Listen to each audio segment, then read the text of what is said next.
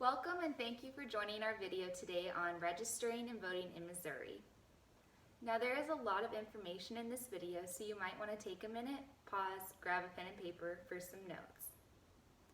Now that you are back, remember that registering to vote is a quick and easy process, so don't feel too overwhelmed. If there is ever something you are confused about, make sure to use some of the links below to guide you in some additional information. Let's begin. To be eligible to vote in Missouri, you must be a U.S. citizen, a Missouri resident, and be at least 18 by Election Day. This means according to Missouri state law, you can be under the age of 18 to pre-register as long as you are 18 by the 3rd of November. Now the first step to voting is to make sure you are registered. If you plan on voting in Missouri for the 2020 presidential election, make sure to register by October 7th. This is the last day of registration. In Missouri, you can choose to register online using the links below, or you can register in person at the Polk County Clerk's Office when you go in to receive or renew your license at the Polk County Department of Motor Vehicles, or through any state agency providing service to the public. When registering to vote, be prepared to enter personal information. This can include your first and last name, your current address, your date of birth, and an email address. We are now going to cover the voting process. Here in Polk County, there are a few in-person polling locations depending on where you live. Using the Where to Vote link below, you will enter your zip code and your address, and it will provide you with the correct polling location. There are a few ways to vote. Let's start with the first being in person. If you are a first-time voter, you will need to provide a proof of ID. This form of ID can be one issued by the state of Missouri or the U.S. government, such as a driver's license, a military ID, or a passport. An ID from a Missouri university, college, technical school, or a current utility bill, bank statement, paycheck, government check, or other government document that contains your name and address will also. For those of you who have registered to vote, you will only need to re-register if you have not voted in the past 4 years or have moved or changed names since you last voted. If you have moved to a new address but still live within the same county, you can change this address on Election Day at your new polling location. However, if you have changed counties, then you will need to fill out a new voter registration application. If you've moved to Missouri after the deadline to register for a presidential election, you are entitled to register and vote only a presidential and vice presidential ballot in your new jurisdiction. In order to change your name in the voter registration list, you need to contact the election authority before the election or an election judge at your polling place and notify them of the changes made. The election authority will enter the change on the record and issue you a new voter identification card. Voters are allowed to vote at one election under their old name without changing their voter registration after they've notified the election judge of the name change.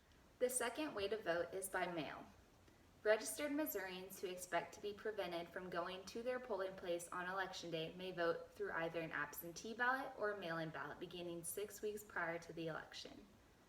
Now, anyone is eligible to request a mail-in ballot. However, in order to request an absentee ballot, you must have a valid excuse, such as a religious reason, absence on Election Day from your jurisdiction, incapacity due to illness or physical disability, including COVID-19 reasons, such as you might be considered at risk due to age or a health reason, or you might just be quarantined.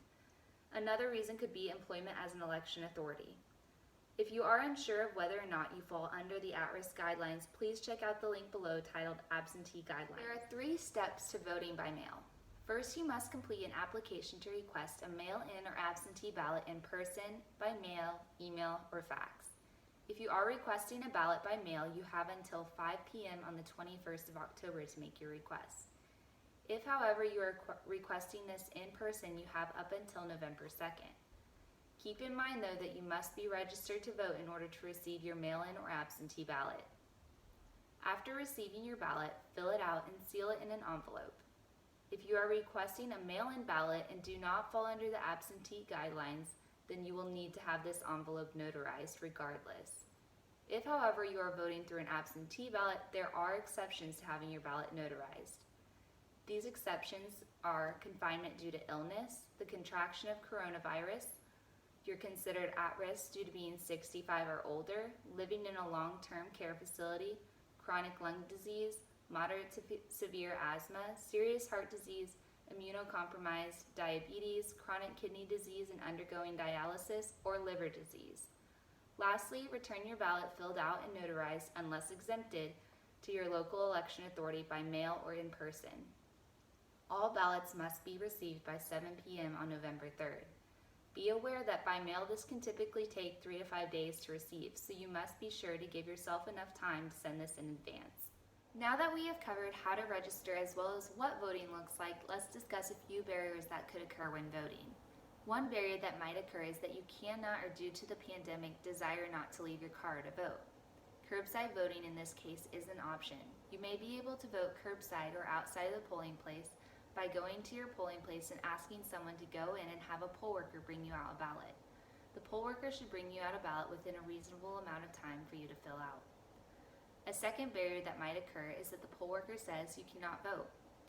If this occurs, ask the poll worker to confirm that you are not registered to vote. If proof is shown through the Help American Vote Act, ask for a provisional ballot. This is a ballot that can be used by anyone when there is a question about their eligibility to vote. You should fill out the form while there. It is then taken to the election board for them to determine your eligibility of your residency. The election board will then cast your ballot. You need to make sure, however, that you follow up with the election board that your ballot is casted. In addition, you should never leave the polling place without voting. A third barrier that might occur is you are in the voting booth and simply don't know what to do. Ask a poll worker for help. You have the right to ask a poll worker for help. A poll worker cannot tell you, however, who to vote for, how to interpret issues, or encourage you to vote one way. Now, a fourth barrier that might occur is if the poll worker asks, "Where is your guardian?" If this is to happen to you, tell the poll worker that you do not need a guardian to vote. You are familiar with voting and you know your rights.